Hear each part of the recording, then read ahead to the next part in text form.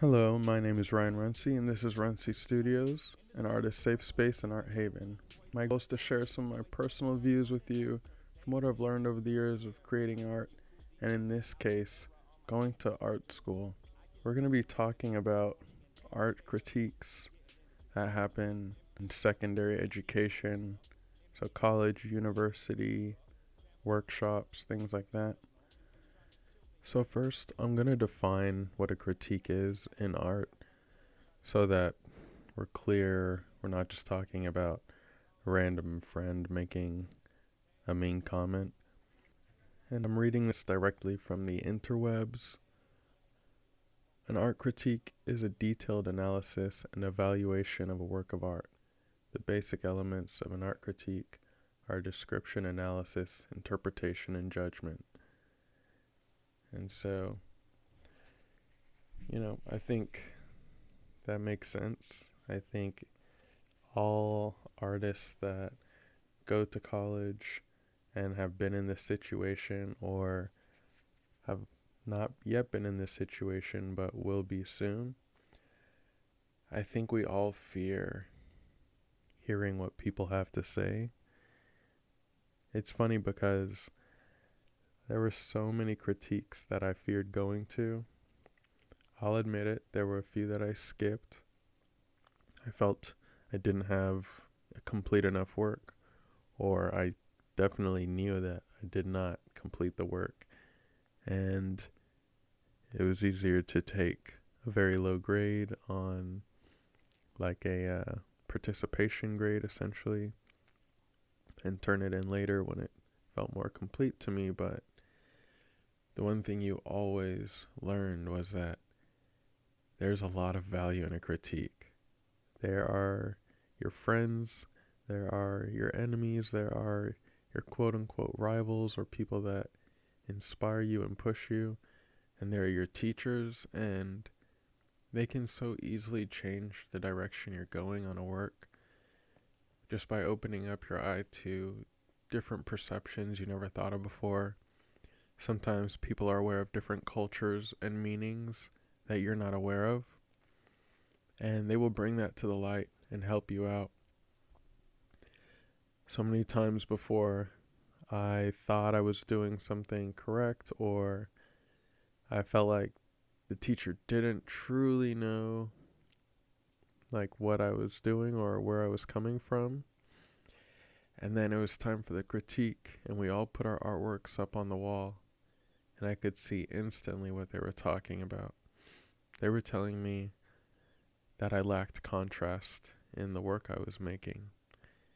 And I just I couldn't agree with that, because I was using a full set of graphite pencils with all levels of hardness all the way down to 9B, super rich, even had an ebony pencil. But I still wasn't layering with enough pressure to make it as dark as the deepest shadows needed to be to create a real sense of depth in this monochromatic piece.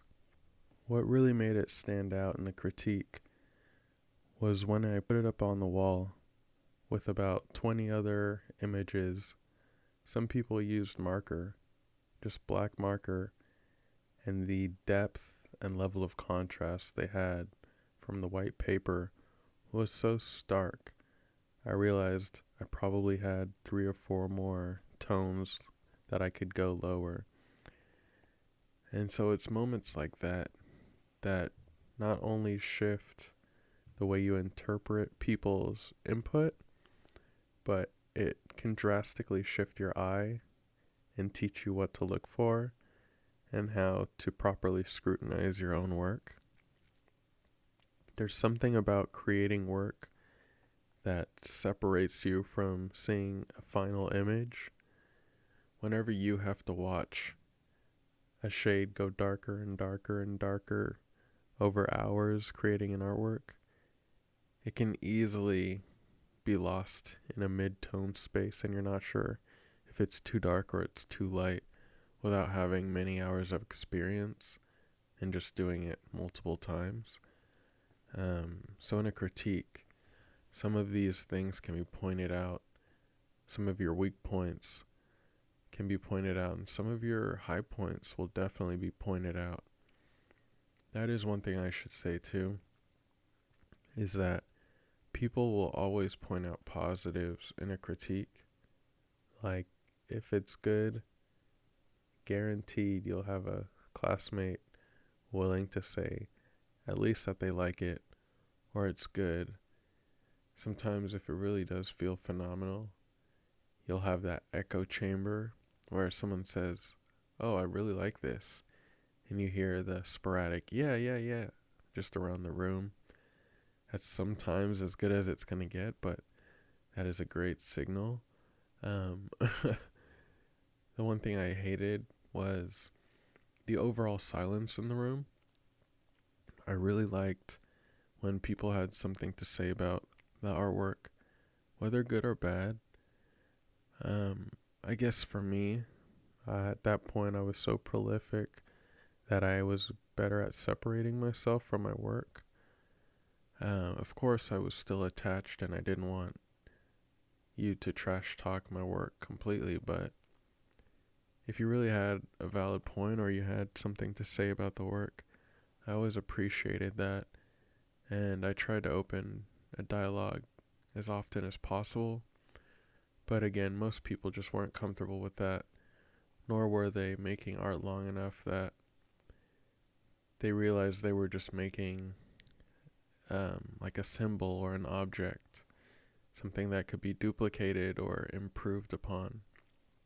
If you're going to school with the intent of working in a design firm or taking on commission work, you really do need to get used to the critiques now, because you're paying, so the critiques you're getting are very soft, they're very lighthearted, they're very, they're very for you. Even when you think the teacher is hurting you or making fun of your work or tearing it apart, they're most likely meaner in an office space.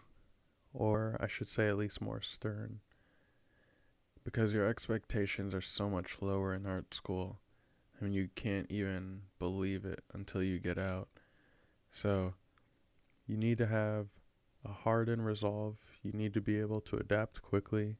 You need to have enough education behind you that when they don't like something about the work, based on what they're describing, you know enough art context that you can reimagine the image and provide something they were looking for without anyone's feelings or emotions getting hurt along the way. I think that is probably the biggest hurdle to get over in terms of art critiques. It's just feeling defensive or feeling disrespected. You don't want your ego attacked by people's comments, especially strangers that you don't really know. Especially if you don't like their art, it's even harder to take their critique sometime.